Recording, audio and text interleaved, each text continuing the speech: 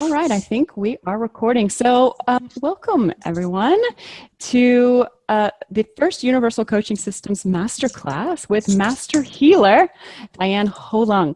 I'm really excited about this opportunity of connecting us all together with Diane and clearing some stuff, because I know from my own experience in business that money blocks are a really important part of being successful in business, and to keep going and to sort of keep battling that inner fear that always comes up when we're ready to step up to that next level. So I'm really excited and passionate about this work, and very curious to get your honest reaction about how it's impacted you and your coaching business and how you feel about the whole experience. So let's have fun. Let's enjoy the process. You're in safe hands. You're in a safe space. You know, we all know and love each other. So on some level. And yeah, I'm going to go ahead and hand over to Diane and let her do her magic. That's great. Thanks, Benny. I'm really excited to be here, everyone. It's so nice to meet you all. I'm really honored that you showed up and are here to play. And so we're here to have fun and maybe change some energy stuff around. So my name is Diane Holung, and I do energy healing and energy clearing. So what I'm doing, what my focus is right now, is I help to clear blocks for coaches, practitioners, and change makers who are leading tribes to make a difference in the world. Mm-hmm. So I clear blocks so that you have more access to the inner you, and you can express yourself with more clarity, more ease, more authenticity, more confidence. So that's what I do. I help you to remove the blocks that are showing up in your life, so that it's easier and easier and easier for you to be you. How does that sound? Awesome. Great. So yeah, it's an honor to meet you guys. So before we actually get started, how about, I know this is important for me because I was just talking to a friend and she says, you know, I was so busy. So how about we just take two or three deep breaths, so we all get centered and all get grounded, and then we can start. Okay. So a nice big inhale. And then a gentle exhale. Another nice big inhale. And let's exhale and feel your feet on your floor. As you exhale, and exhale out through your feet, if you like, into the earth. And then one more inhale. And then a nice relaxing exhale. And then open your eyes gently and softly. Just feel your hands on your legs or wherever your hands are, and just be here in the room. Cool, I feel more centered. So thank you for sharing that moment with me. Okay, so the first couple of things that you guys brought up were fabulous.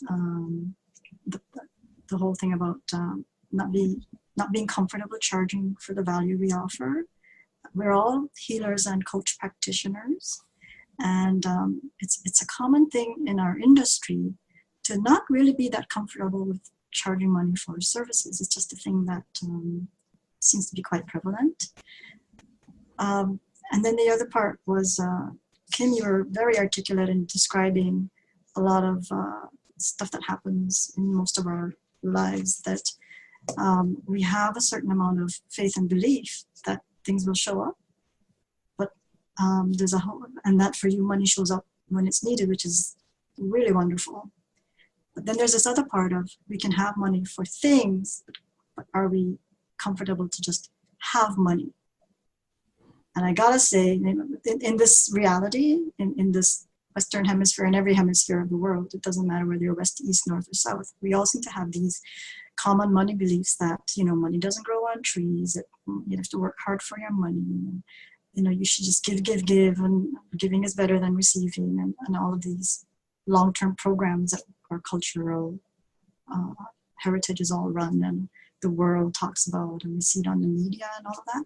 So all these topics are very common and very normal.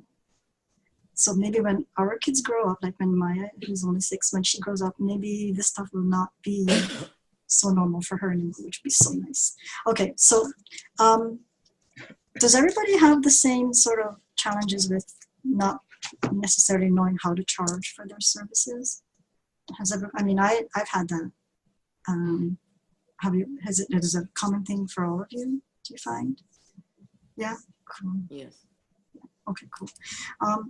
So one of the main things about money is there's a saying that having money is about receiving it, and that there's a phrase that goes, I don't have a money problem, I have a receiving problem. It's like, really? What does that really mean? So the idea of receiving money is its own sort of world. And that's why money is such a huge topic. Money is sort of, money is vital to our existence. Like our bodies really need money because we need food, shelter, and clothing. So money really is important for our bodies' survival. So number one, it's a survival thing. And then number two is, not only is it a survival thing, but it's, as Tracy said, it's a value thing. How do we value our contribution to others, and how do you put a price on that? So in addition to money being a receiving thing, there's a point I was going to make that when we charge for our services, so I'm actually, I'll apologize ahead of time. I have this shiny object syndrome.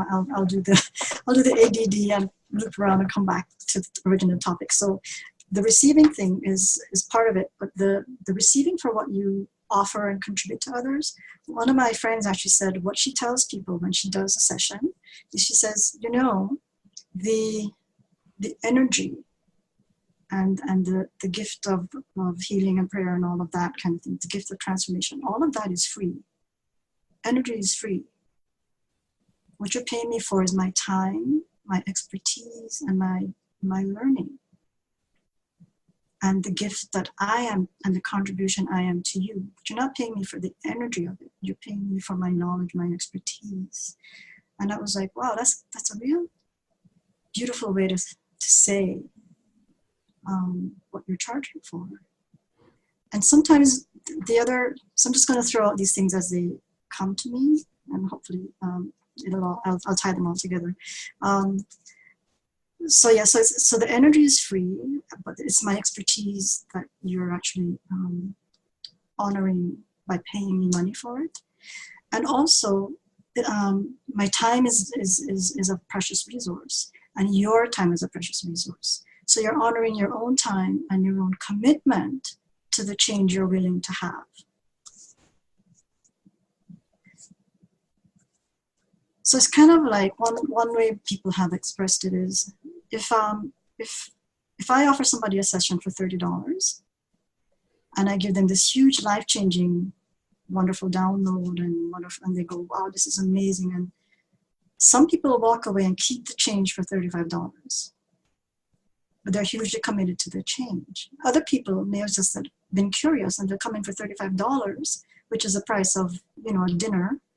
And then they'll take the amount of change a dinner would give them, and that's the value they give it, and they walk away and they forget because it doesn't have that commitment energy of, I really want this information, I really want it to change, and yes, damn it, I'm going to take this and make this work for me.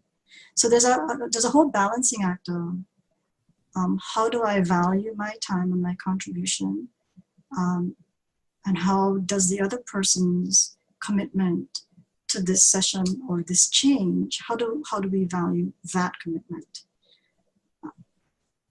So for me, I think it's a blend of many things, and each program is different as you build your practice, build your expertise. As you step into your knowing and your authenticity, you start to know what you're comfortable charging, and you start to know how what you value of yourself is going to attract the clients that you'd like to have, because those are the ones you're willing to work with. So switching lanes slightly here. So when you're attracting your clients, are you attracting everyone in the whole wide world, like every fish in the ocean? Or are you attracting just the dolphins or just the tiger fish? Because if your net is too huge, you're going to end up with trying to please everybody, but you're not pleasing yourself. So it's sort of like when you're trying to niche, which as we all know, when we're coaches, we are trying to niche, and you guys have all identified your niches really beautifully, and it's really clear and easy to tell who you're serving. So when you know who you're serving, then you're not going after every fish in the ocean. You're actually becoming quite targeted. And when you do that, then the clients who can actually handle your information start to show up. Like when the teacher is ready, the student will appear. When the student is ready, the teacher will appear. So each of you have your own skills, talents, unique abilities, and you each have your own unique vibration. And that's what people are attracted to. You know, you hear stories of people who just put a 3-minute video on YouTube and suddenly everybody wants them. Somehow it's the energy that they are being that resonates with people.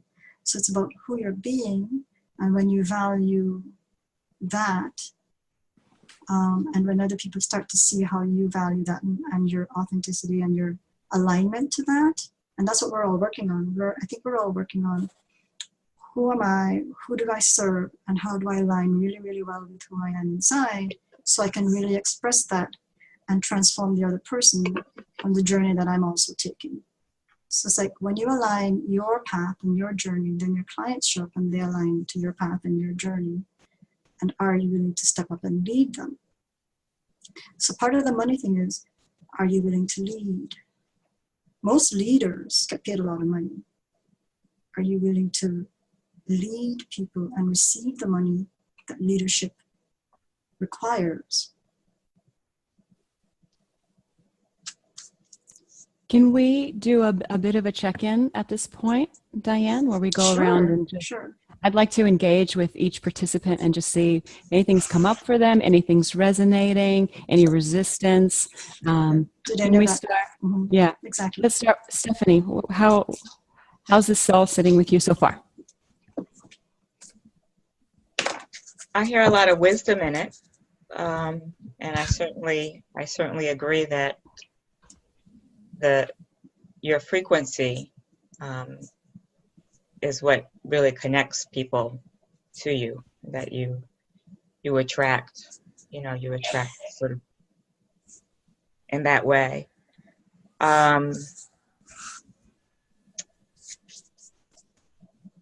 So yeah, I mean, I like what you just said about, are we ready to receive the money that leadership requires? I don't know that leadership necessarily, well, yeah, no, I think that leadership does require money. It just is used and shows up in different ways, depending upon what your role is. Mm. But I thought that was a, really something to think about. How do you feel about being a leader? I feel fine about being a leader. Cool. Okay, thank you, Stephanie. Tracy. You're on mute. Yeah, sorry, I've muted myself because I've got kids still on school holidays. No resistance or anything there for me. The huge thing, I guess, was the actual paying. They're actually paying me for my time, my expertise, and what I've learned. And what we learn as coaches, we pay a lot of money to learn. Yes. So, why not? Yes. I get the reimbursement. That's lovely. And yeah, the big thing too for me was to lead people. You need to receive the money that's required to be a leader. That was a huge aha moment for me. And to attach value to being a leader, especially if you have dreams of being a change maker and creating those ripples that continue out into the world. That's a huge thing, to put a value on that change and what it can achieve. Yeah, that's pretty cool. You already are a change maker, Tracy. Okay, awesome. Kim? So if I was in church, I'd be asking for the collection plate, honest to God. This is amazing. It really is. Like, this is so awesome. So some of the things that I wrote was, the first thing was that I have a receiving problem. And that hit me so clearly because, I have been a major giver all my life. And when I was heavily indoctrinated in church, I had no problem with giving and giving freely and even giving until it hurt. And I need to just look at it from the aspect of being on the other end of that, right? Mm-hmm. Because you know that it's like karma. You get what you give. You reap what you sow. And I have sowed so much into other people, into other things, into other, everything. It's okay for me to be in the receiver spot right now. So that was like a major awakening for me at that moment. To recognize that I'm at that place. So awesome. that was huge. And when you were talking about you're casting our net for a particular fish, we're very specific, right, about who it is that we're after. And we're specific because we know that we are going to speak their language and help them get where they need to be. And people do not mind paying for that. They don't. If they feel that it's a value, then thank you, Tracy. When they think if they think it's going to be a value, then absolutely they're going to pay for that. I know that I do it all the time. We all do it. So if we're presenting ourselves and saying that we have this wonderful thing to help people through, there's really no reason for us to get uptight about charging people for it. So yeah, I'm just tickled. This is awesome. Excellent. Okay, Lynn, if there's anything you'd like to say, feel free to, or you can just say you're just happy to keep listening. It's completely up to you. Oh. Yeah, I'm happy to keep listening. Okay. All right. Okay, back over to you, Diane. Thank you, everybody. I just wanted to touch in and yeah, see how everything so far. Okay. Did you have any comments, Benay, to add? No, I'm taking heaps of notes. I mean, I'm sort of the guy, the facilitator, the co-facilitator, cool. And I'm like getting stuff too, so this is awesome. I'm so glad you guys that this is sort of making sense to you.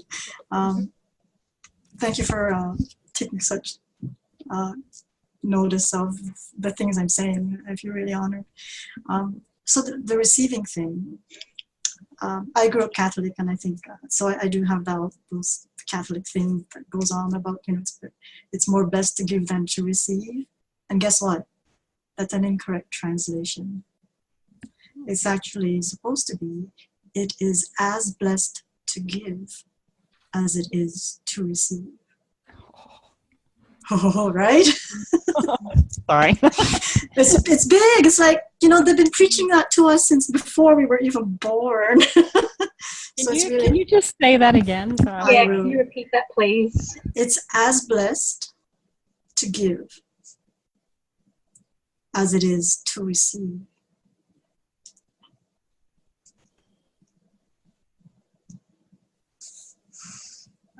And that is so huge. Like, honestly, when you give someone a gift, the beautifulest part, that's not even a word, of giving it to them is them receiving it. The gift of their receiving is like the other half or the other piece that completes the whole equation. Like, when you give a little kid a gift, the best part is you watch them light up and go, oh my gosh, look at this, even if it's, a bubble gum, right? It's like the enjoyment you get of their receiving is beautiful. So this whole thing about gifting and receiving, the other thing is it's not, there's this whole exchange mentality that we have. If you give something, you have to receive something back in exchange. And this whole exchange thing is its own limitation. Okay, just use that word. So when you give and receive and expect it to be an exchange, then people start to look for some kind of either a monetary value or some kind of value that's equal on both sides. And then if I give you something today, you have to owe me something for tomorrow. And that's the giving and receiving part that's based on exchange. And so it means you have to define something as what is it worth? And then I have to find something that's worth the same amount back so I can trade it back. So if I give you dinner today, you better give me dinner at Thanksgiving. If this is Christmas, then you owe me dinner at Thanksgiving. It's this whole exchange thing. Now, what if the truth of it is more like gifting and receiving? What if there's the energy of gifting and just, the pleasure of gifting and having someone receive it, and that actual interchange is the beauty of the interchange. And then the value is not a monetary value, it's the energy of the I don't even know how to, it's the energy of the space that's created in the interchange. And how do I describe that space? It's kind of like when you hold a baby, like even a newborn, and you just sort of melt into that space where there's no barrier between you and the newborn child and the little tiny baby. That's why people melt. There's no barriers. The baby has no barriers, and then suddenly you have no barriers, and that's a space of gifting and receiving, because you're gifting and receiving each other's space of being.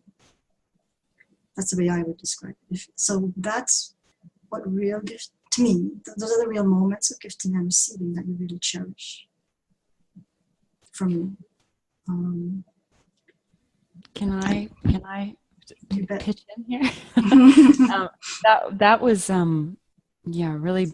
So my brain is like kind of a little bit frying, because I know that space. When you hold the baby and there you just melt, like your whole body fills with oxytocin. But I also know that space in my interaction with my clients and sessions like this, and I'm just like, oh my gosh, like everything just melts. But there was a prerequisite step where we did have the money. So that's where, okay, how does that all fit into that flow? But I get that that's the end goal, and that's what we're working toward, and that's like real magic. And it's actually easier to attract money when where we're working with that space. Exactly. So I'm like still processing. So how do we put all that together? Yeah. Well, hold it. Does anybody else want to add anything? Just nod. Tracy, do you want to say anything? You just yes or no? Stephanie, no. Kim, okay. And Lynn's just listening. Okay, cool. Carry on, please. Okay, so that's a good question. How does that tie into money? It's a really sort of almost a separate thing. But one of the phrases that I've heard is, like most of us, when we have a session, that's the energy and space you create in the session. And that's when a session's been really successful, is that you've both been in this place where something transformed and shifted. And you and your client have had this moment of sharing this beautiful realization or space or connection, right? And so one of the things that people say is that the true value of your interaction is those kinds of moments and the transformation and the implementation of all these wisdoms that you gain. And in the end, money is a side effect of these moments of transformation.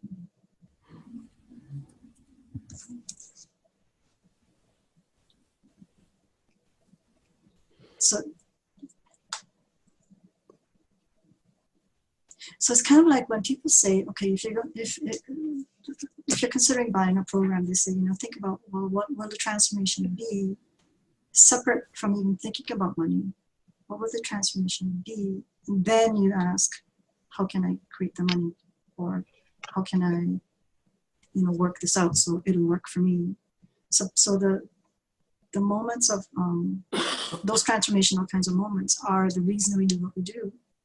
And then the money happens to be the side effect. So then we get into the practicality of the money stuff. So I think that's probably how I wanted to set the foundation on how do we do our work? And we really, as Tracy said at the beginning, we're not creating our work because of the money. We just do it because we do it. And the other thing is that when it's so natural for us, when it's a thing that you could do 24 hours a day and not sleep and not eat and don't even notice 24 hours has gone by, then we don't realize how valuable it is to someone else. It's like the artist who paints, you know, these incredible portraits, and then we look at that and go, oh my God, how did you do that? And they go, what do you mean? And that was so easy for me. What do you mean? And they're going like, you mean you can't do that? And you go, not really. And then they're going, but it's so easy for me. And then they don't want to charge for their artwork because it's so easy for them. It's the same situation for most creators, most artists, especially in the creative arts and the healing arts, is we don't know how to actually put a number on it, and know how to put a number on, well, how much is that painting worth? And if the artist does it, they go, oh, it's $20 because, you know, it was so easy. And you're going, but that should be thousands of dollars. It's so priceless. So somewhere in between is the value someone is willing to pay. So the question becomes, when we're pricing, so let's move into practical stuff. To me, when it gets into pricing your stuff, it's a combination of, what am I willing and able to charge today? That's a stretch for me, but it doesn't like blow me up. Like, chances are what you were charging at the beginning was way too low. And then you had a little stretch goal of, let me raise my prices so it's kind of comfortable, but not blowing me out of the water. And then you raise it a little more in a few months, or change your program, get a different program, and then you increase your price to a piece where it stretches you, but you know you can deliver for that price, right? For the value you're offering your client. Then there's another part where, after you're more comfortable with your expertise, then you start going, okay, now I know exactly what I'm doing. Now I'm confident. Now I know I can deliver. Then you go, what number? Okay, so after you're comfortable and you have some skill and you know exactly what you're doing, and you start doing these sessions for this price, and then you start getting, so this is a scenario, so play along with me. And then at some point you start getting irritated by your clients, and you're like, oh my God, I can't believe I'm so busy, and it's like I have too many clients, and just starting to annoy me. Guess what? Are you getting paid enough? When you start getting irritated by your clients, it's like, oh God, this $100 session is just not worth it. It's not fun. Are you getting paid enough? Like, for this $100, if it's at the stage where you're going, my God, for this $100, I might as well just take a coffee break and go surf on the beach. If this $100 is not enough, what price would make you give up your surfing and stay home and go on this phone call? $200, $250? What would start to go, oh yeah, okay, now it's becoming worth it. So this is a clue. If you're starting to get irritated by your programs, your clients, oh my God, this is not worth my time, then it probably isn't worth your time. So have you hit that moment where you're like, darn, I better upgrade my prices because I'm getting bored? And when you hit the point of, God, this is turning into an advice column. when you hit the point of, you know, this is no longer fun for me. This is just more like work, and it's just not fun and play anymore. I just work. Then you're not making enough money, and your clients aren't demanding enough, and they can't receive what you have to offer. So if you charge more, the clients who are ready for what you're offering will start to show up. Like, if you were charging $100, you had beginner clients. If you're actually at the point where you should be charging $300 an hour, you're not going to have just beginner clients. You're going to have clients who are ready to buckle down and accept and receive and demand the transformation you're offering for them. The person who's paying $100 may not be able to handle the transformation that you're offering them. Or you give them all your best stuff and they walk away, they do $100 worth of commitment. And then they come back going, well, I didn't have any results. Well, did you do the other $200 worth of tips I gave you? Oh no, well, I kind of got derailed. So A, they're not paying enough to value your information, and B, they're not ready. So sometimes the price you charge is also going to demand that the right clients show up. So where are you standing? Are you standing on, you know, I'm worth it. My information will create this much for them. And if they're not ready to create this much change, then stay home and don't come to me, go find somebody else. And you know that when you interview your clients, you go, I don't think they're ready. Then have someone that you can say, you know, I think you'd be really well off working with XYZ person. have someone in your back pocket that you trust, that you'd be happy to recommend to them. Because if you're going, you know what, this person doesn't quite fit energetically, I just have a feeling that I don't want to work with them, then honor your intuition and demand someone who's going to work with you at the level that you want to work at. Does that make sense? It does. One thing that we talk about a lot is having the option to have an upsell or a downsell. So there's still, you're giving them an opportunity to work with you, but perhaps it's a self-study program instead. That's true. Would that be? That's a good is point. that an That's option? A really good option. That's a really good. So self-study, I guess what I'm talking about is self-study is a really good option, because if it's somebody who's trying to do one-on-one with you and they're not doing what they said they would do, and you have your 1 week call and they're not being accountable, not meeting any of their deliverables, and this is going on and on, so you feel like you're dragging them, and they're not a good fit for your one-on-one time. But they might be a really good fit for your self-study program, or if they want one-on-one and they insist they need a one-on-one person, then maybe send them to a different person. Right? So thank you, Benny. That's a good point. Very good point. Yeah, because some people really need hand-holding, and if they're in kindergarten and you're already teaching algebra, then it's not really a good use of your time, and you're just going to, in my experience, you end up being more impatient and dreading your call than looking forward to it and being thrilled. Right? So are you being kind to you, and are you being kind to them? And there, I'm sure there's ways that you talk about to gracefully pass your clients on at the end of a program, or at the end of a session, the end of a program. Yeah. We haven't talked about that in a lot of detail yet, but there's graceful ways, Yeah. I think everybody conceptually gets that. Yeah, yes, exactly. That's an easy possibility for us all. Yeah. So anyway, that's my spiel about, if you're bored with your clients, raise your price. Check, or ask the question: is my price too low? What number would be exciting for me? What number would make me give up my walk in the park, give up going to the cocktail party, and go late to the cocktail party because I have a client? And if that's $500 or $2,000, and if this client's a real problem client, and you sort of go, $2,000 would be nice, but I can't charge that, then that's a clue too. But sorry, I'm being a little facetious, but really, if it would be that much money to make it fun to see this client, then maybe the client doesn't really match, because you evolve as you have your practice. And so who's a client for you before may no longer be turning your crank anymore. Like the kind of person who juiced you up a year ago is likely not the same kind of expertise that's going to thrill you now, because your expertise has shifted. So your clients move with you and change. It's like friends. You outgrow certain friends, you outgrow certain clients. All right, I'm done with that. So, any questions about any of that? I went on a bit of a spiel. So. Let's go around. Tracy, anything before we move on to the next phase? All good? Yeah, no, I'm good. Thank you. Lots of notes. Yeah, me too. Well done, Diane. Thank you. Stephanie, any questions, observations, just anything you'd like to share before we move on to the next phase?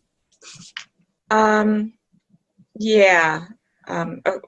Of course, I don't know. You've heard of Gretchen Rubin's 4 tendencies. There's, sort of 4 different personality traits. And of course, mine is the questioner. So. Oh, no, that's great. Bring it on.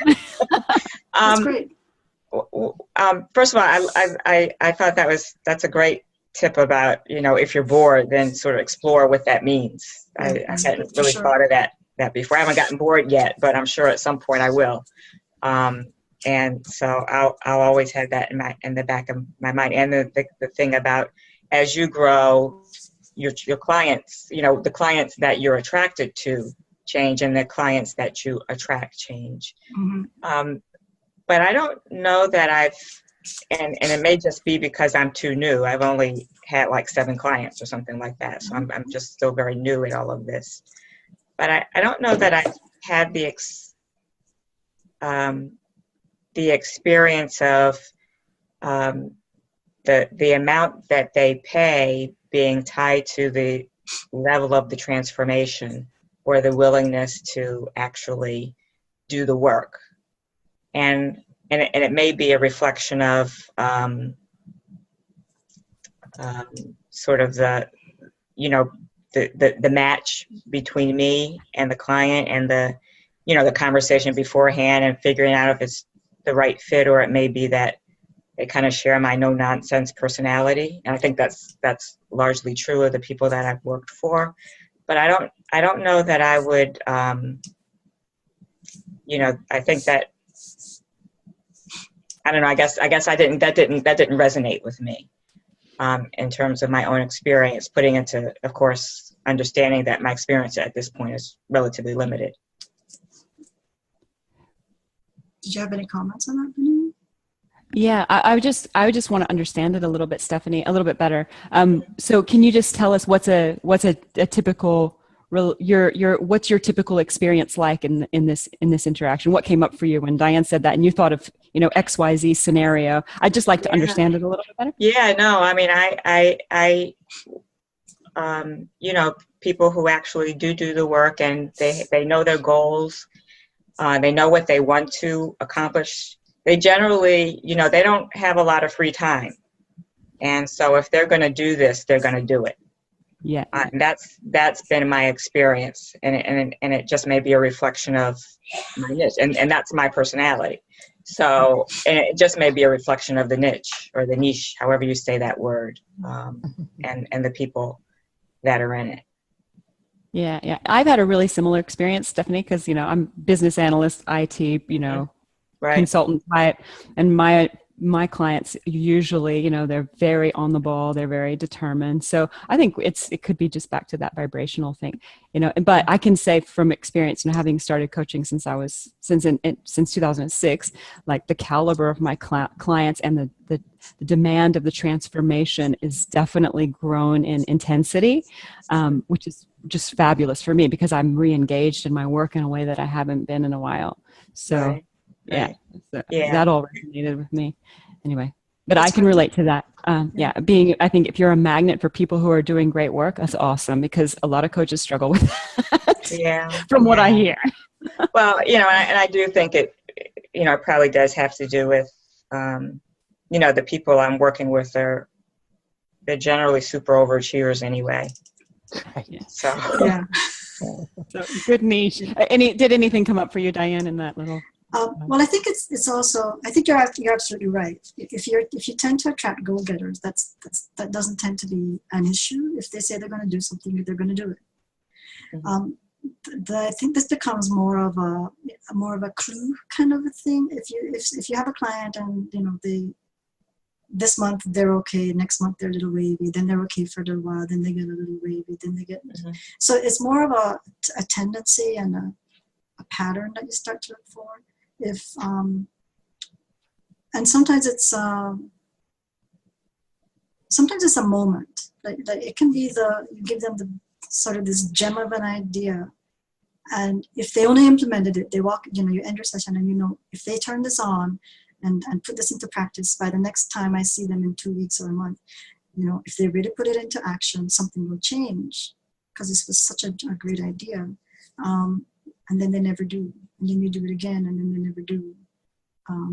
Sometimes either they have a limitation that they haven't looked at, or there's something that you will bring up in your normal coaching session that goes, I've already given you a couple of really, really great ideas, and you haven't implemented it. Is something going on? And then you explore it.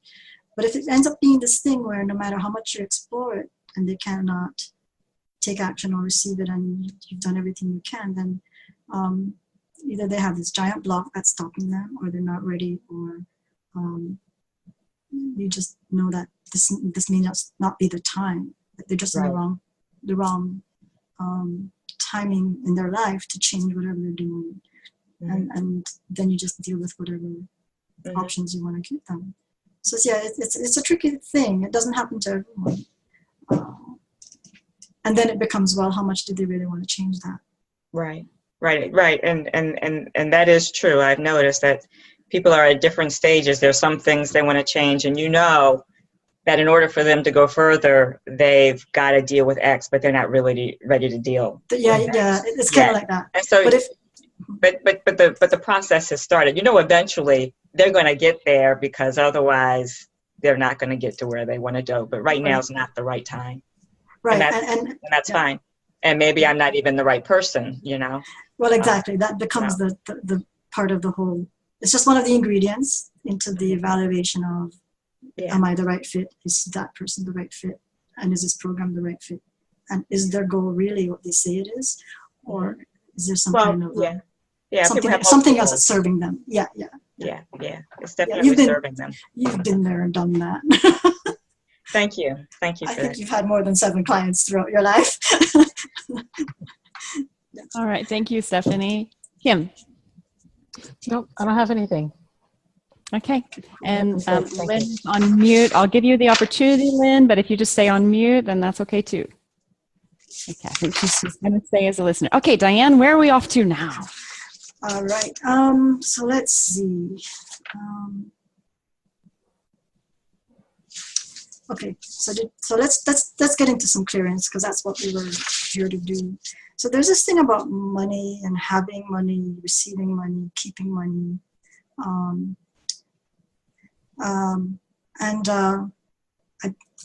Benny sent me a comment which triggered a thing about which I all of us have as coaches as we build a program. All of us have this concern that if I build a program and no one comes, then what, right? And we all have that.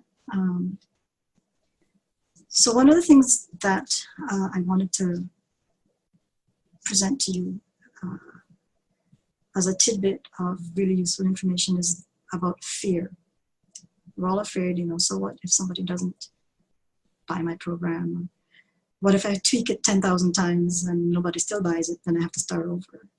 So the word fear, I wanted to address that. So the word fear has many definitions. Of course, everyone's heard the false evidence appearing real. What are some of the other? No, it's just an abbreviation, right? False evidence appearing real, FEAR. What are some of the things that you guys have heard about fear?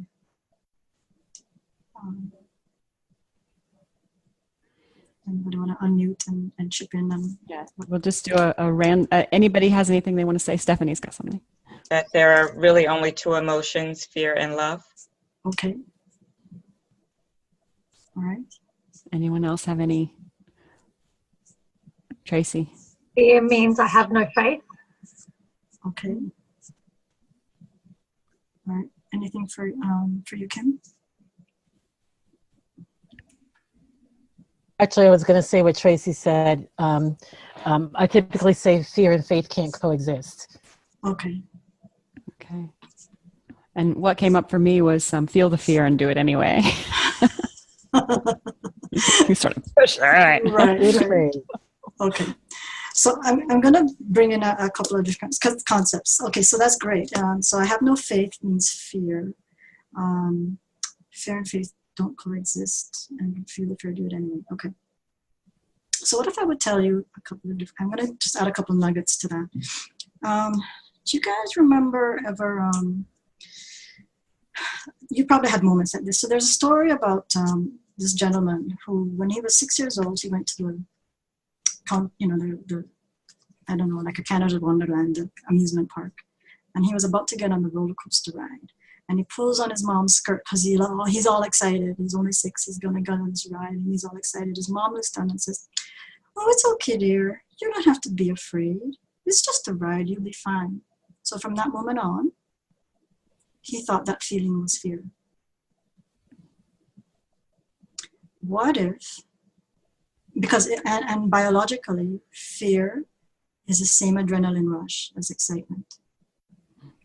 So I'm going to propose this to you. What if sometimes those moments of fear are actually not fear at all? What if sometimes those moments of apprehension or anxiety are actually anticipation and excitement? So that's option number 1. What if fear is actually misidentified? What if it's excitement and anticipation misidentified as fear? because in our body, it actually does feel the same. So the next time you feel nervous or fear or anxiety, it's because, am I actually excited or am I actually fearful? Just ask. In my world, I ask a lot of questions. So just ask, is this fear or is this excitement?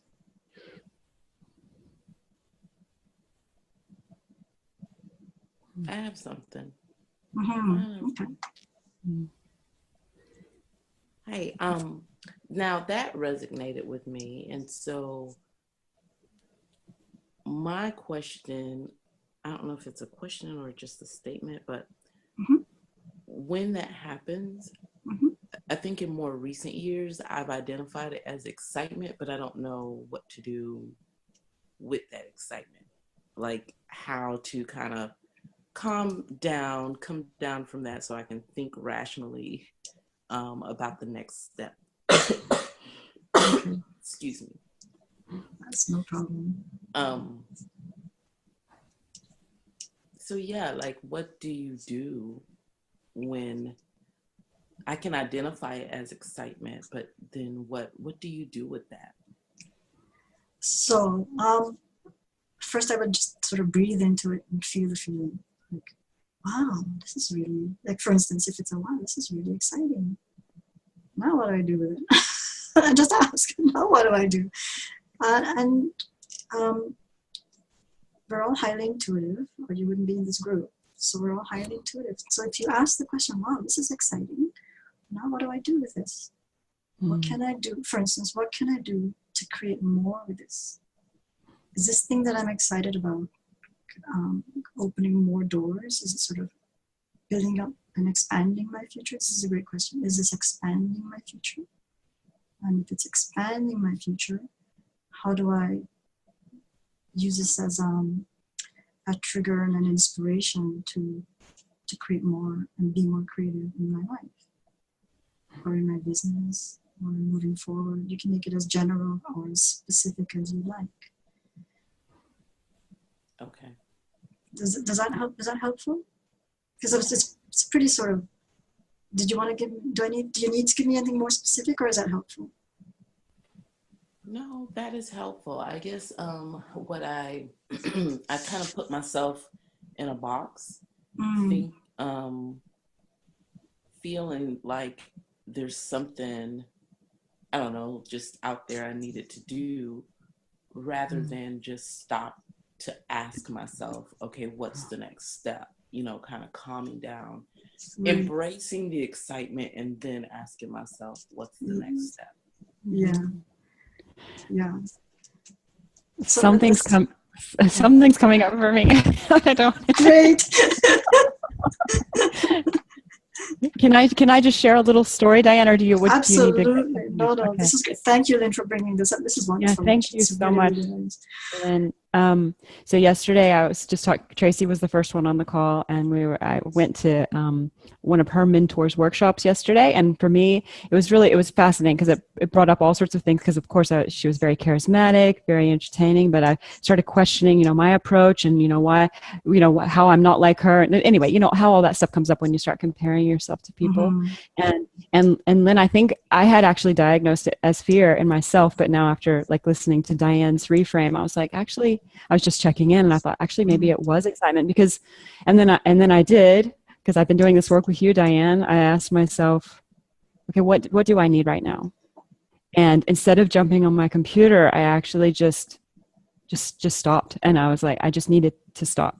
And through that, I don't know, I brushed my hair and I, went for a little walk and I did some, silly stuff, but all of these ideas and clarity on the next project in my business just started coming to the surface. And so for me, it was really that stillness and that stopping, but just trusting that inner knowing and asking myself, what do I need to do right now? Because I have this list that's like we all do.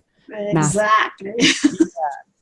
Never ending. And it never is it never ends. I've been in this business for a long time and my list is always as long. My husband likes to continually remind me of that. Anyway, so it was really cool, Lynn, that you said the word stop too, because that's exactly what came up. My body just said stop. Wow. And then it's exactly what I needed. And all this stuff Stephanie wants to add. That's Thank you. fabulous, Vinay. What a moment to stop Well, and then that, receive the inspirations. That's amazing, right? Yeah. Cool.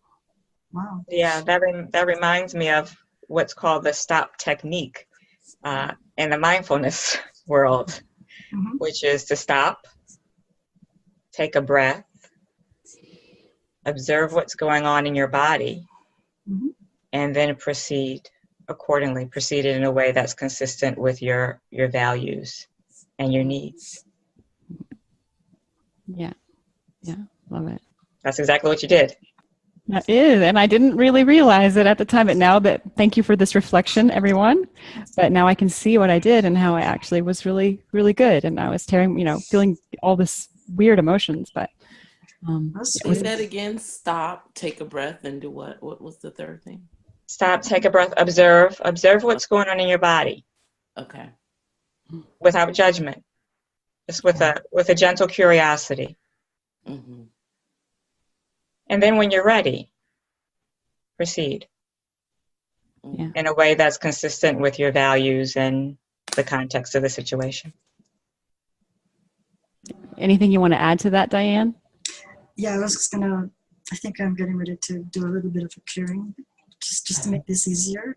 Kim, did you have a comment or? Kim, did you have a comment or No, anything? Kim didn't. Tracy, did you? I saw you move your hand, but I could have just been a scratch. Okay. All right. So just this moment here of the doing versus being kind of caught my attention. So in my world of energy clearing, what I'll do is I'll notice an energy like that, which sort of catches my attention. And then I'll ask a question to bring up the energy for everyone in the group. And then I'll clear it using whatever words show up. And so the words that show up are like, I use them like a magic wand to just break the pattern and delete that energy. So that file is basically deleted from your computer. So that particular trigger should not still work in the same way. And then hopefully it's gotten a few layers of the onion so that it doesn't show up the same way ever again. It might show up indifferently, but it won't be exactly the same thing. So with regard to the being versus doing, how many of us in this particular reality that we live in have always been told, you gotta do, you gotta be busy, you gotta be productive, sitting around, what are you doing sitting around on the couch? You're wasting time, you should be doing something, but I'm thinking, well, that's not productive. What do you mean you're thinking? You're just wasting time. Think while you work. Do something and then think in your brain while do something mindless and then think. And it's like, no, that's not how I create. So everywhere we've been made wrong for being, thinking, and creating in our way that doesn't match how other people would like us to be, and we've made ourselves wrong for it. Can we please just try and uncreate that? You guys just all say yes. Yes. Yes. Right, wrong, good, bad, pop-up, so clear, cancel, delete, clear, cancel, delete. Can you feel all that energy that's coming up, you guys? Clear, cancel, delete, clear, cancel, delete. So all of it, everything that this is bringing up, all the energy of doing, instead of being and receiving the inspiration and the wisdom that we truly know we can receive. Can we just try and create everything that stops us and everything we bought as real and true from others? That's not true at all. Everything that's bringing up, just try and uncreate it. Clear, cancel, delete. Clear, cancel, delete. Clear, cancel, delete. So everything this is still bringing up about how it's so wrong to just be, you have to do instead of being. We're not allowed to be. We have to be doers instead of being beings. We gotta do instead of being. Everywhere we're being made wrong for being. Can we just try and create it all? Clear, cancel, delete, clear, cancel, delete, dissolve, dissolve, dissolve, clear, cancel, delete. Clear, cancel, delete, dissolve, dissolve, dissolve. So it's so interesting that, the moments when we have this intuition that, maybe I should just sit quietly for a moment, sit on the swing for a minute as I walk past the park just because I can. Be sort of disregarding, oh no, I have to do, I have to do this, I have to do that. And then, then we, you know, the moments we finally sit down and just be quiet, you're like, oh my gosh, I have all this inspiration coming in. It's so true for, I think, most of us. We've all experienced that. Or the only time we get to be quiet and calm and still is when we go for a walk in the woods. I mean, I think that's why a lot of people have dogs. So they actually get out, walk, they can be quiet, play with their dog, and no one accuses them of wasting time. Right? They can just walk their dog and be alone with themselves, walking the dog. That's their private time. Remember, we're not allowed to have private time just because we can. Every time it has to have somebody else's approval. And every time we've been made wrong for having our own private quiet time and reflection time. If you don't justify it by saying, oh no, it's my reflection time, it's my prayer time, it's my meditation time. If you don't have a label for it, people think you're just being wrong. Can we just try not create all of that? Everything that is clear, cancel, delete, clear, cancel, delete, clear, cancel, delete, clear, cancel. I mean, you know, if you wanna have an answer, people, you say, you know, well, God created the whole world and the whole universe in 6 days, and on the 7th day He rested. What if He made more plans on the 7th day? Give me a chance to make more plans. I'm taking a 7th day break. Let me just be, and let me see what inspiration I come up with. You know, like people seem to need an answer for why you're just sitting there doing nothing, and they just can't handle it. So everywhere people can't handle you being you, can we just try and create all the judgments that's been piled up on us for all our lives, that we just cannot be us because it's just not enough? Whoa, that one's going to be like kind of big. Everywhere we're just not enough. Just try and create that. Clear, cancel, delete. Clear, cancel, delete. Clear, cancel, delete. Clear, cancel, delete. Clear, cancel, delete. And we can, if you'd like to do some of this, you can say, dissolve it in the light of infinite love and infinite truth. Dissolve it in the light of infinite love and infinite truth. Clear, cancel, delete. Delete it in the light of infinite love and infinite truth. It's like a prayer and a blessing all at once. Right? Clear, cancel, delete it in the light of love and the light of truth. Everything that's bringing up, clear, cancel, delete in the light of love and the light of truth. All the resistance melt away, melt away, melt away. Clear, cancel, delete, clear, cancel, delete. So everywhere I'm being judged for being me, past, present, and future, just try and uncreate it all. Clear, cancel, delete, clear, cancel, delete. Dissolve in the light of infinite love, dissolve in the light of infinite truth. Clear, cancel, delete. Wow, it's starting to change something. Can you guys feel something shifting? I don't know if you can. Can you guys feel something shifting energetically? Yeah? Okay. So everything, this is bringing up clear, cancel, delete. You guys almost are starting to feel almost happy. I can't do, you know. Okay, so are we more comfortable with expressing being instead of doing? Okay, and everywhere we're still wondering if anybody's going to make us wrong. Clear, cancel, delete that. Clear, cancel, delete that. Clear, cancel, delete that. You can just also do a breath if you'd like, if that works for you. Whatever works for you is what you use.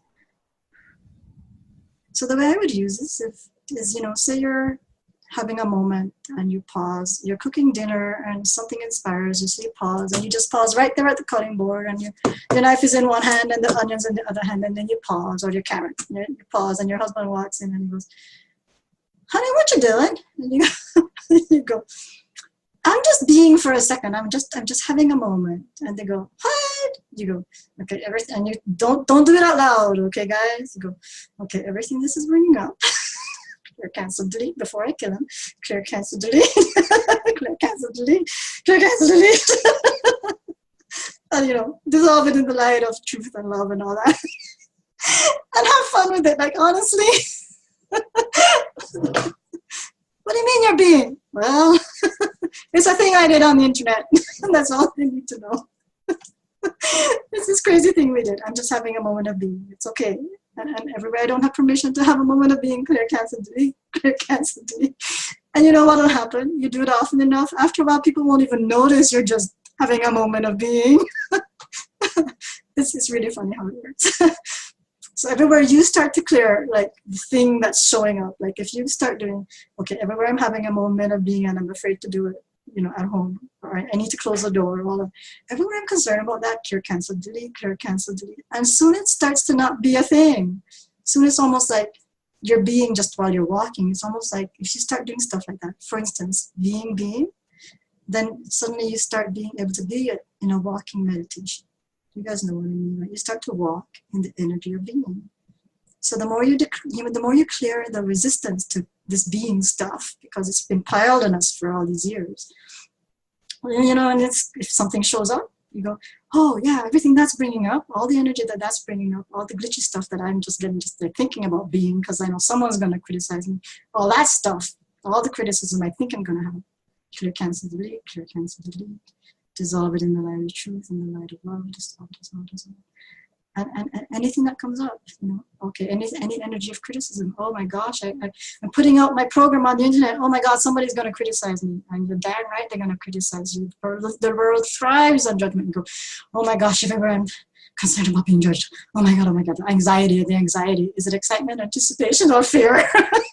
You go, oh, it's a little bit of everything. Clear, cancel, delete, clear, cancel, delete, clear, cancel, delete. Delete it all, the truth will remain. Like you guys know, the truth always remains. Only the energy of that, only the energy that's not true can ever get deleted. Truth always remains, right? So everything that's not true, delete, delete, delete, destroy and uncreate it, destroy and uncreate it, clear, cancel, delete, delete, delete. And just, you know, so you use that clearing anytime you're sitting in the car and you're going, darn, this traffic is starting to annoy me. I'm getting annoyed. Why am I getting annoyed? It's not even worth getting annoyed. Everywhere I'm getting annoyed, clear, cancel, delete, clear, cancel, delete. Whew, clear, cancel, delete. I mean, just play with it. This energy clearing stuff is like this tool that you use. It's like gratitude. It's like where gratitude exists, fear cannot exist. Right? So wherever there's gratitude and love, fear cannot exist. So it's both gratitude and love. If there exists, fear cannot exist. And so if you're having this anxiety, you go, oh my goodness, maybe there's information. Thank you. What's the information that I'm requiring here? Like, if I'm afraid of something, what do I not know? And is it really fear or is it excitement? There's another thing, let's see. The other thing about that is there's a second tool I'm going to give you tonight. So the first one was fear. Is it excitement or is it really fear? So is it anticipation, nervousness, anxiety, or is it anticipation, excitement, looking forward to something, you know, like opening a Christmas present, what's it going to be? It's something amazing. So that's fear or excitement. The second tool is going to be, who does it belong to? Right? Diane, before we get into the second tool, which I'm really excited about, can we just do a quick round, sure. Go around the group and just talk about the clearing session that you did? Yeah, sure. That'd be cool, what came up for anybody? Any reflections? I just like to do that check-in. Tracy, would you like to kick us off? It really resonated with me. It's something that I do often. I take a deep breath and I actually say, peace, be still. And I check in, and for me, it's, you know, we have been programmed to be doers instead of beers. And we're human beings, not human doings. We've been told to be the light, not do the light. Like, there's so many things. Unless it's a dance, yes. People to do. And so we're checking in and just being still. And for me, it's about getting my head and my flesh out of the way to listen to what my spirit is saying. Right. And, you know, that's that being still. And yeah, because your head can take you in 1,000 places and not be true and be telling you some false things. But your spirit will never lie to you. So before we move on from you, Tracy, can I just add, so if there's a moment where you're going, darn it, I can't even get to peace, you go, okay, everything that's not allowing you to get to peace, clear, cancel, delete, clear, cancel, delete, whatever words work for you. But the whole idea of clearing the energy, the clear, cancel, delete, means it actually dissipates it and takes it away so it doesn't come back. So if something else comes up at another point, it's from a different level or a different layer. So anything that's stopping me from or preventing me from being at peace so I can be at peace, be still.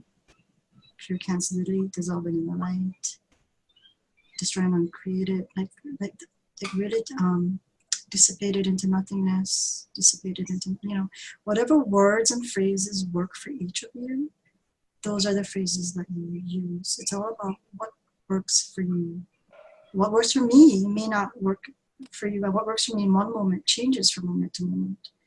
As you can tell, I keep using different words, right? Yeah. So find the words that you like, that you enjoy, that resonate with you, and use those words. But the whole idea is when you dissipate and destroy and uncreate, the energy underneath it actually disappears it like forever. Because we're not feeding it. Yeah, but you're actually deleting it, and only the truth remains, right? So whatever's not true dissipates and deletes, and dissipates and dissipates, so that so it no longer has an impact on you. Thank you. So it's very different than stuffing an emotion. Like, I'm so annoyed with whatever. Instead of stuffing it down, going, well, I'll just not be annoyed. I'm just gonna move on with my day. Then you go, oh, but I still have that emotion. Okay, everything that's annoying me, dissipate, uncreate, dissolve. And if something shows up that goes, oh, I guess I need to have a conversation, or I didn't have enough information, I should go apologize. Then honor all of that, but dissipate the energy behind all that conflicting energy that's whatever, dissipate, uncreate, dissolve. Because you want to have, so what happens is when you dissipate and uncreate, like when we just did our clearings on being and doing, when you dissipate and uncreate the energy, suddenly there's that, you get more spacious. Like when you do peace, be still, all of a sudden you have space in your head, right, to receive inspiration. And when you do clearing energy, you have space in your head and also space in your heart. Yeah. So the idea is you might have space in your head, but if your energy in your heart is all clouded because you're carrying this annoyance stuff, then you go, oh, hey, I'm not being me, clear, cancel, delete. Everywhere I'm not being me, clear, cancel, delete, clear, cancel, delete. I know I'm not being me, and I'm stuck in doing. If you think of it, you go, okay, let's clear, cancel, delete that, dissipate it. Whatever your words are. If I can't get to peace, be still, let's dissipate whatever is in the way. And just, yeah. So it's about having the space where you can relax into being you. Does that make more sense? Yes. Yeah. So thanks for sharing that. Peace, be still is a fabulous phrase. Really fabulous phrase. Thank you, Tracy. Stephanie. I don't really have anything to add to what Tracy said. There was another line she said in addition to peace, be still, I thought was just beautiful, but I can't remember what it is now. But, Tracy, what is it? It was something you said at the end. It was really nicely, it was so well put. Anyway, thank you. Thanks for the discussion on being versus doing, and Tracy for your comments. I don't really have anything to add. Okay. Kim? This has been very helpful. Last year,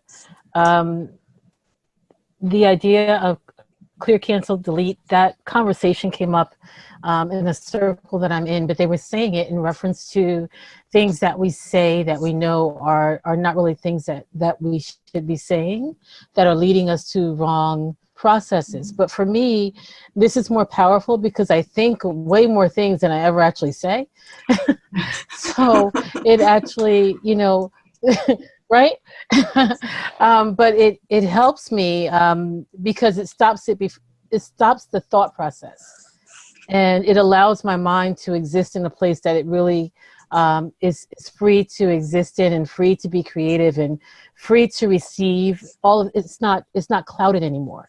Yeah, so this was very powerful for me. So thank you. Thank you. Okay. Thank you, Kim. Lynn, do you want to add anything? No, this is good and powerful. I don't have anything to add. Okay. So you see, Lynn, the one comment you made, look where we went with it. It was amazing. You're meant to be on this. Thank you.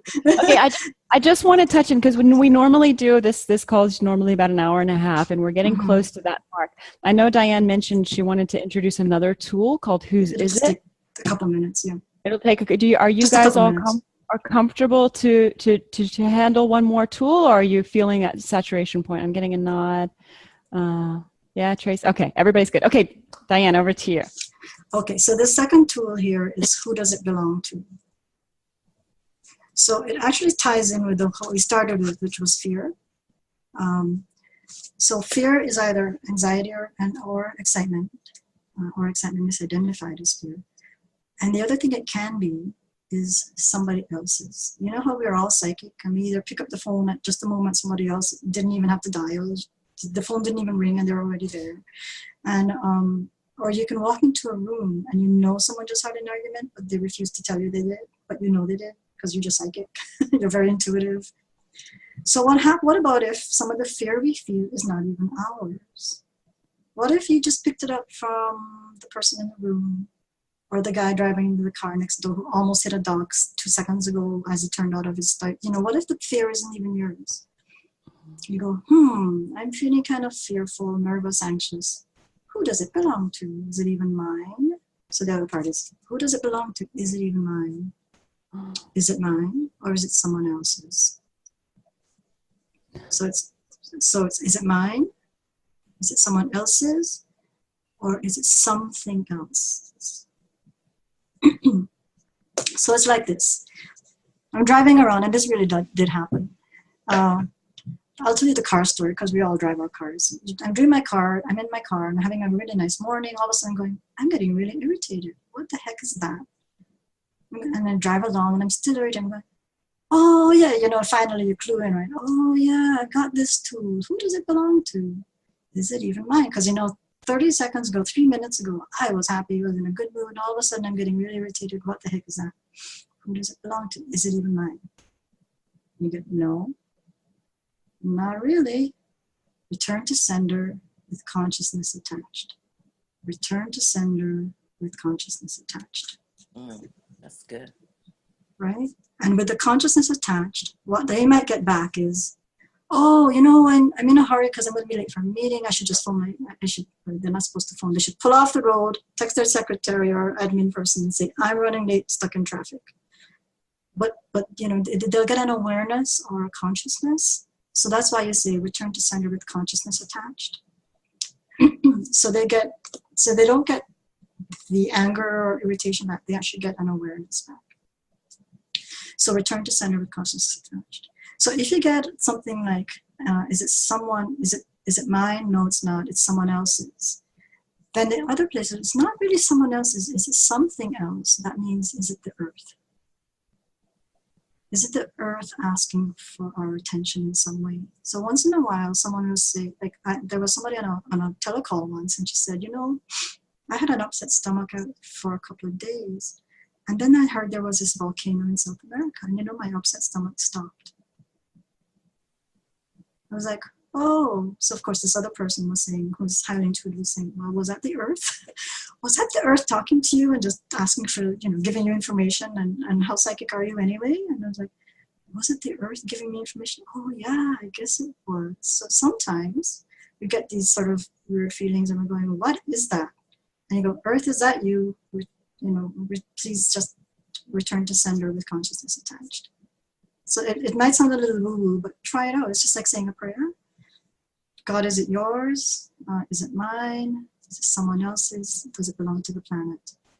And if it belongs to the planet Earth, can I contribute something to you? Thank you for the information. Can I contribute something to you in any way? Can I contribute the energy of gratitude or love to you? And thank you for all the contribution you brought to me and my family. Thank you. And then somehow the energy starts to settle down and dissipate, and you're yourself again. The whole idea about all this clearing stuff is so that you can be yourself again.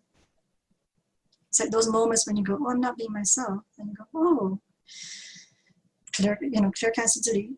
as you said, a lot of people use that to say, oh my gosh, I just said something like, I want to end this, and but no, clear, cancel, delete, that's not true. So that's one way to say, or the phrase I usually use is destroy and uncreate it. That's my favorite phrase, destroy and uncreate it. Then I do dissipate or melt it into the light. Find whatever phrases work for you. So use what phrases work for you. I do clear, cancel, delete, dissolve into the light of truth, the light of pure love. So find what works for you. I encourage you to find what works for you. Diane, can I pitch in? I've got a continuation of my story now.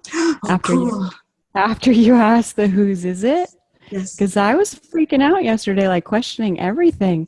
And when you just asked that question, it was like, oh my gosh, okay, that wasn't mine.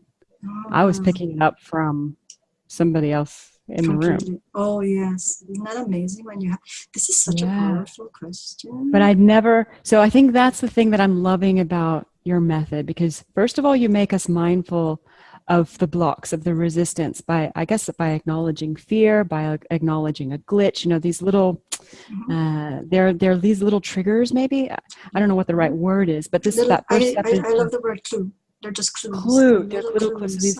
That's one of my favorite. Little clues. The first step is to be mindful of the little clues. And then what is so amazing with you, I'm still learning this, but then you ask like the best question to strip back this layer to get the energy back to truth.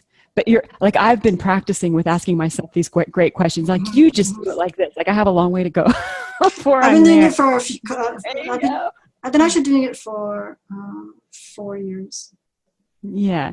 So I look forward to myself, in maybe it might take me a little bit longer because I don't, but anyway, but I'm really excited about learning that and just how to ask myself those really good questions to get my energy back to truth. Yes. And so thank you. You're welcome. And as coaches, when you're coaching a client and you're like picking up on sort of this anxiety or tension and going, I don't think I started my call with this. Yeah. And then you hang up and you go, why am I in this weird mood? This doesn't really feel like me. And then your husband goes, what's up with you? And you go, this is resonating. No. Something's kind of off, but I don't really know what. You go, something's weird, but I can't shake it. You go, oh my gosh, who does it belong to? Is it even mine? And if you don't even want to give it back to the person, or like, it could even be a pain. It could be like, oh my God, I all of a sudden have this shoulder twinge. What the hell is that? It's not even mine. Return to the earth. Earth, can you please, earth, please take it and transform it and transmute it into something beautiful. Whatever works for you and your expression and what you've learned, or, Lord, take this and transform it into something beautiful. Like whatever words and method work for you, Jesus, take the wheel, whatever the song is, whatever works for you, find something that works for you that you instantly connect with and use it. Because this, who does it belong to? We are all far more psychic and intuitive than we've ever realized. And when you care with and you take care of your clients on a call, we tend to connect with them, and then we forget to release it into the universe to be transformed. So maybe this is a good thing after every call, or even during a call, if you notice something, who does this belong to? Return to the earth to be transformed. Don't even return it to your client, unless it's an awareness that you think they need to benefit from, that they could benefit from. Return to sender with consciousness attention. So yeah, these are really practical things. Really powerful, Diane. Okay, I want to just in case anybody is interested in doing some more one-on-one work with you, if lots of stuff came up and they're interested in doing some clearing, because I know you're doing it, we're doing that together, and I'm really enjoying that process. How can they just find you and start that conversation? What's the best way? I mean, it could be as easy as a Facebook group or a website. Exactly. That's right. You can contact me on Bené's Facebook group. My website, which I will be revamping in the next month or two, my website is dianeholung.com. I'll type it in here. And I do have some programs that I'm offering. I have a pilot program, which is 5 sessions. and I call it the Blocks Blaster. So it's about blasting your blocks. So if you'd like to join me, it's 5 sessions where we take whatever shows up in your world and we clear it, so it goes away forever and you have more space to be you. So that's what we do. Okay, excellent. And as far as the continuing dialogue with Diane, because stuff might can we expect anything to keep bubbling up, or what's a common thing to happen after you do a session like this? Maybe this came up at the grocery store and I got somebody else's headache and I wasn't sure, should I really return to sender? Questions like that. And it would be, well, if you return to sender, they don't get the headache back. Yeah. Do you have awareness back. Do you have a Facebook group or anything where people can go and put stuff, just in case some of it's a little bit personal, or maybe they feel comfortable playing in that space instead? Well, Messenger is great. I have a page, but it's not really a private group. I can set one up. I haven't set up a private group yet. Okay, well, you'll let us know, I hope, when you do, because I think that's in your future. It's coming. It's actually coming really soon. It's probably going to be a February thing that I'll set up a page, and then it'll be a little bit more restricted that those of us like you guys who are doing clearing things can share in that space, and it'll be very safe. Yeah, that's great. And if you do want to share in the online coach entrepreneurs, I'd love to see that discussion there and just kind of spread this awareness of this kind of work. But I'll leave that up to you about how you feel comfortable communicating. But please do follow up if anything does come up. Yeah, feel free to ask me questions anytime. I'm Eastern time. So just in case again in the US, in case anyone wonders what time zone. Yeah. Okay. And we always end our session with a round robin kind of thing where we, I guess, acknowledge something about this meeting and the investment of time that we've made in being here and how we've played. So I won't ask Lynn to start first since she hasn't done this before with us yet. So Tracy, do you want to kick us off? Yeah, I just want to say thank you to everyone for being here and your input. I received a lot out of today. Thank you, Vinay, for this opportunity. And thank you so much, Diane. I have like 9 foolscap pages of notes. And I will come back to the recording because there's obviously things I missed, but hugely. I feel so much, I came into this feeling excited, but I feel so much lighter. Excellent. Afterwards even. So yeah, thank you so much. Awesome. Okay, Stephanie. Thank you, Diane, for sharing your energy with us today, and your words of wisdom and all the things to think about and keep in the back of our minds as we move forward. And Vinay, for arranging this sort of diverse set of types of sessions that we have, and everyone else, of course, for always being wonderful. Thanks, Stephanie. Kim. I want to say thank you, of course, to everyone for showing up. Benay, you are like my superhero.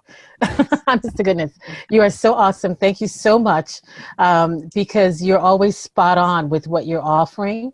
It's always at the exact right time for me, and I'm sure for other people.